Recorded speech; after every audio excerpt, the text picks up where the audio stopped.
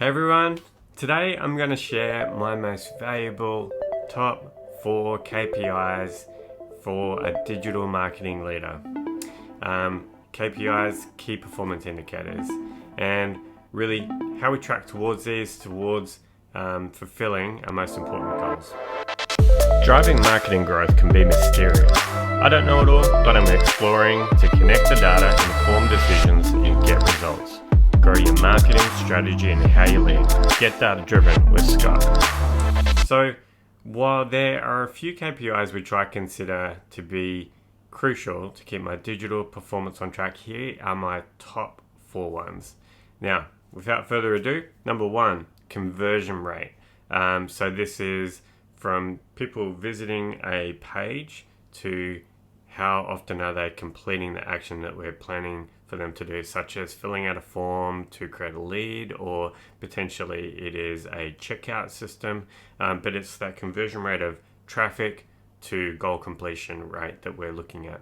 Number 2 is MQL volume. So MQL is your marketing qualified leads. I typically define that as where marketing has qualified this as valid enough for us to hand to sales and for them to start working the lead. Really trying to define that carefully as to what is quality versus what is not is always a constant measure that you want to keep a good eye on. Number 3 is MQL to SQL rate. So talked about MQL, but it's that conversion rate from MQL to SQL, which is sales qualified lead. And that's really once sales has picked up that lead and is now deeming that to be a good fit. It's the ideal customer profile. And so they're really qualifying that further. Now, number 4 is LTV to CAC rate. So, or could be CAC payback, but LTV is lifetime value over CAC, which is customer acquisition costs. All right, so let me dig a little deeper. So for number 1, conversion rate. So for leads and lead generation, this is total leads collected over total traffic to the website. So it's something typically a team in a digital marketing space has a lot of influence over, and something which you can keep an eye on daily to see how it's tracking. So if, for example, we're rolling out new campaigns or site changes or running an A/B test, this becomes a really critical focus area to ensure that we're stepping forwards and not backwards. Since we have a lot of control over this area, this is really a good one to have a kind of direct influence measure and just making sure that we're moving the needle forward. Number 2, MQL volume. So that's the marketing qualified leads. Now, I think it's good to get really picky about what you class as quality enough to give to sales. Making sure that you're aligned as well with the sales team and getting feedback on that front is going to be hugely helpful to long-term success. Again, this could be a daily measure that you're looking at, depending on the company and the volume of the overall leads, but something you really should be keeping a really close eye on to see how many are pushing through to that quality state. Number 3, MQL to SQL rate. Now, could be a cart sale as well at this point, but depending on the first factor of how many quality or junk leads you flood the sales team with will greatly vary this rate. This again comes back to being really picky about that marketing quality. And it's your job really as marketing to give the sales team the highest chance of success. So watching this metric means you also need to have a good communication with sales, understands what is happening with their teams, which could also be affecting this metric, such as team changes, structure changes, process changes, all can factor into this, but also it's worth just keeping that balance of, well, part of this is marketing and part of this is sales. So how do we work together to make sure there's a really good handoff to make sure that this is successful? This measure I like to look at weekly. Now, number 4 was LTV to CAC. Now, there's a few ways to consider your ROI, or return on investment, of your marketing efforts. LTV to CAC is one of them. Return on advertising costs is another one, ROAS. NRG is also another more newer metric that a lot of people talk about. But lifetime value of a customer over cost of acquisition, or LTV over CAC. Sometimes it's mentioned as customer lifetime value over CAC as well. But there's a lot of literature out there around LTV to CAC. But here's really the simple definition of it. It's basically the average lifetime value of the customer, so dollar value, divided by the cost of acquiring that customer. Now, LTV to CAC is where paid acquisition really gets a good litmus test.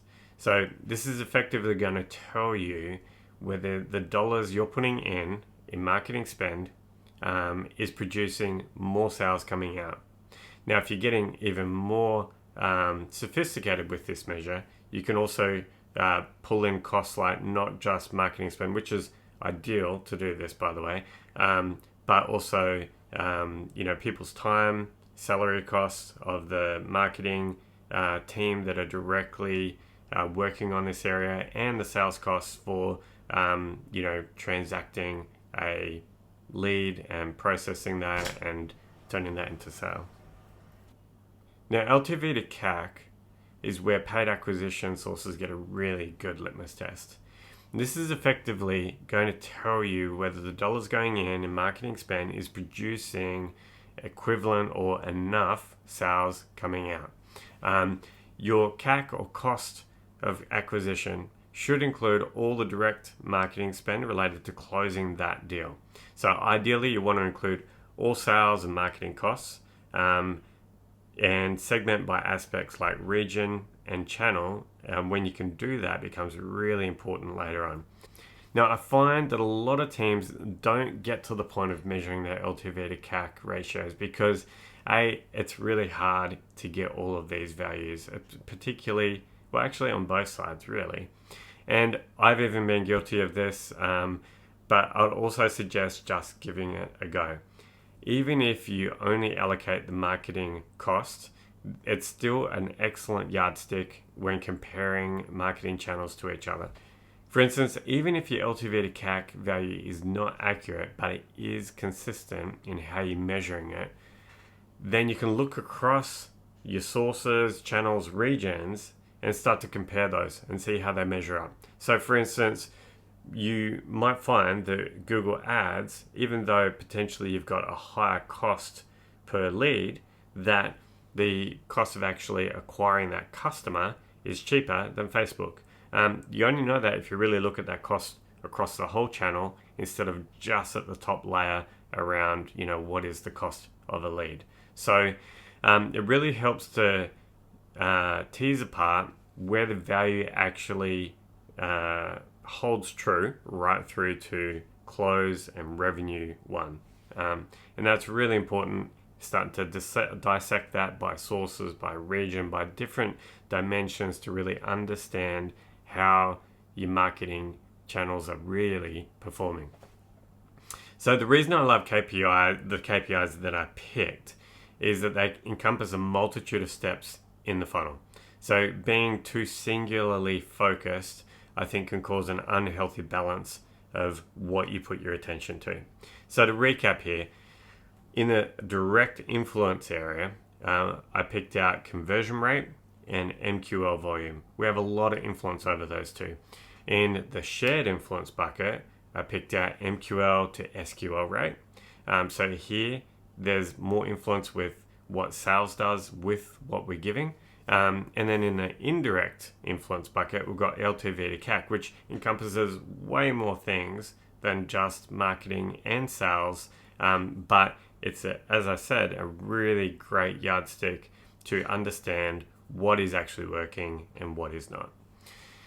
Now, these are just my picks, and you might note that I didn't mention click-through rate or cost per lead as core KPIs. Now, I do think these metrics are hugely important, but at the highest level for your digital marketing, if you're getting the above 4 right, then you're doing something right. Each member of your digital team or area of digital marketing should have their own KPIs to focus on and care about. If you haven't defined yours yet, then that's perfectly fine. But today is a great day to start thinking about what those should be. Don't just wait for your manager to define them for you. Start having the conversation today, even just writing it down. So let us know, what are your top KPIs that you have decided to track, or ones that you've found success with. Would love to hear it in the comments. And that's all I have for today. So thanks, peace out.